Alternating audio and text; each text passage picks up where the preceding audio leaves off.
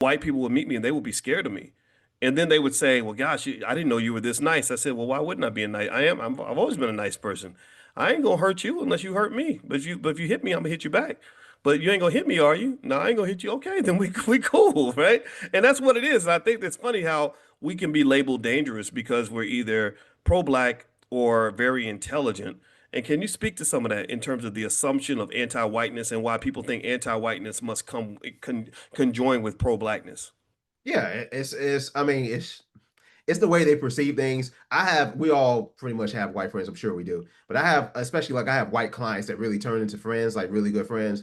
And we'll talk about political issues, racism, and stuff like that. And I don't try to hold back. My thing is I don't give a damn because like you won't get this work if you are like I never forget one of my clients, one of my Rich, he's a lawyer, rich, you know what I'm saying? He's just one of those people that were born with a silver spoon in his mouth. Um, we were talking about this is when the whole I don't want to say anything that flags, but when the virus, let's say that 2020 came, right? And the whole, thing was coming out when they want everybody to get it. And he was like, why are black people scared to get it? And don't say it. Don't talk about the black stuff. Boy, I let him in because he was talking about Tulsa, how they were experimenting. Mm, He had already heard that story. I wow. dug into that ass, and it's all love. You know what I'm saying? Because like he's gonna defend his culture. I'm Mm. gonna defend my culture. So that's why I say like we can't worry about how they perceive us. They're gonna perceive us and how they are. And then when they fully understand, like it took my I had some white friends that came to the showing of the Melanin Code, and it was a sobering wide opening. Why what I'm saying? So they understood like, okay, I understand where you're coming from when you talk about this. So sometimes it just needs to be put on the platter right in front of their face, and that I don't hold back. So that's just me. But definitely pro-black is anti-white out there, and that's just how it is. Yeah, I mean, I don't I think that it takes a lot of energy to be anti, you know. Anti is destructive and it's me giving you my power because all the energy I could be putting into building something for myself, I'm putting it into being mad about what you got and what you ain't did and what you're doing and waiting on you. And I hope everybody agree can at least understand or hear me when I say that I think that that takes away your power. If you look at truly powerful people, they're not sitting around being anti. Only insecure people are anti and worried about what everybody else has got and jealous and hating and mad and talking about somebody else. Somebody who's really locked in on their purpose. If you're really locked in on your purpose, you ain't really worried about what nobody else is doing. Can I get a yes in the chat if you hear what I'm saying? I want everybody to just kind of pick that up and consider that as a strategy in life. People that are truly great at what they are, and you're great. All of you are great because you're taking the time to even do things like this on a regular basis. You are the talented tenth in my view. And I'm not talking about how much money you have or how much education you have, or none of that stuff. I'm talking about the fact that you are 10 toes down, double footed, deeply rooted, neck deep in your community, and that's what makes you powerful. So do that, be that in this and shine. That's all you got to do. If you shine and do your best and keep improving, then adversaries will move out of the way. I promise you. Just shine. That's all. All right. So let's move on to the next clip. I'm talking to director Marcus Small, by the way. If you haven't come in here, he's the director of a great film called The Melanin Code. He's also got a new project coming out called Child Care Cartel. I saw the clip. I loved it. It had me going. I said, "Oh man, this is gonna be good. This is gonna be good." And you know about Ryan Coogler and guys like that, but you need to know about Marcus Small. Marcus Small's right up there with the very best of them in this industry, and he's one of us. He's B1, and I have a lot of respect for this brother. So thank you all for popping in. So let's go ahead and get it cracking, and They let's want go you to. to they want you to do a full screen too. I kept saying that. Yeah, oh, absolutely. Well, I did kind of full screen. Can't do the full screen. I'm gonna hit this one button to make it theater mode. Uh, Full screen, I can't do just because I'm working with janky Wi-Fi, and I don't want to mess it up. I'm just counting my blessings and keep my fingers crossed. So I'm gonna do theater mode, that which is kind of like full screen. So here we go. Let me know if y'all can hear it, and let me make sure the volumes are. All right, here we go. But when the media spun it, every headline you saw was rapist, rapist, rapist, rapist, rapist.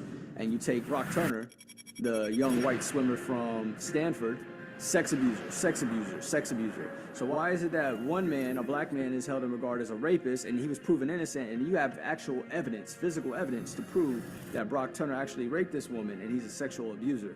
This is the type of stuff that media does, and this is why I say media needs to be held accountable. These people in the Middle East, like ISIS, they want to kill you, they want to kill me, they want to kill your kids, they want to kill everybody. I do not look at the media as a reliable source. I think they're sensational. I don't think they're doing citizens a justice. You're relying on a very competitive news media source that has an editor and an agenda and a producer to tell you what just went on.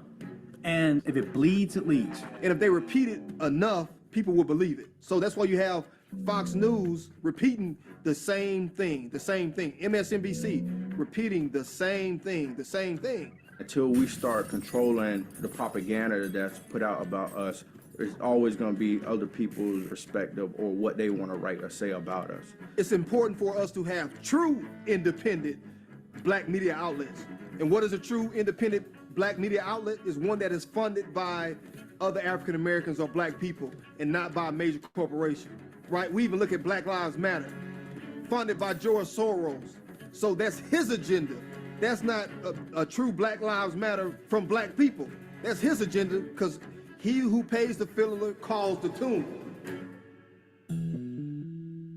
I just think the change should be that it's more production and definitely more quality entertainment and writing and directing and movies and scripts and that kind of thing. A lot of people don't realize that because you have a black writer, a black producer, a black director, a black lead, yes, it is predominantly a black story, a black film, but you have to understand who controls the distribution are white people or Jewish people.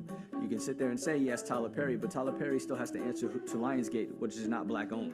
That's who distributes his films. So until we control distribution and lock that down, our stories are going to be limited to what they are told to a certain point. The slave movies, get rid of them. They don't help at all. You know, they rarely show the revolts, which would show, you know, like people didn't just take what was given to them and wait for a law to be passed. It was actually something being done. We need more movies to show those psychological thrillers or those moments of the effects of slavery and how it's still affecting us today. There are vast and powerful changes that are occurring. Black media is getting stronger every year. You have a black film industry that's growing, where you got these small independent black films that are literally making hundreds of thousands, some making millions of dollars, and you're seeing people kind of responding to that. There was two kinds of slaves. There was the house Negro and the field Negro. The house Negro, they lived in the house with master. They dressed pretty good. They ate good because they ate his food, but he left. They lived in the attic or the basement, but still they lived near their master. And they loved their master more than the master loved himself. They would give their life to save the master's house quicker than the master would. If the master's house caught on fire, the house Negro would fight harder to put the blaze out than the master would. If the master got sick, the house Negro would say, "What's the matter, boss?" "We sick. We sick."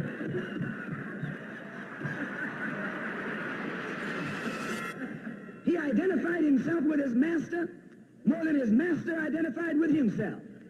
And if you came to the house Negro and said, "Let's run away, let's escape, let's separate," that house Negro would look at you and say, "Man, you crazy. What you mean separate? Where is there a better house than this? Where can I wear better clothes than this? Where can I eat better food than this?" That was that house Negro. In those days, he was called a house nigger. And that's what we call him today, because we still got some house niggers running around here. The only thing we've ever done, we did it because the white man gave us a platform upon which to do it. He helped us. He built schools for us and let us go. He built highways so we could travel.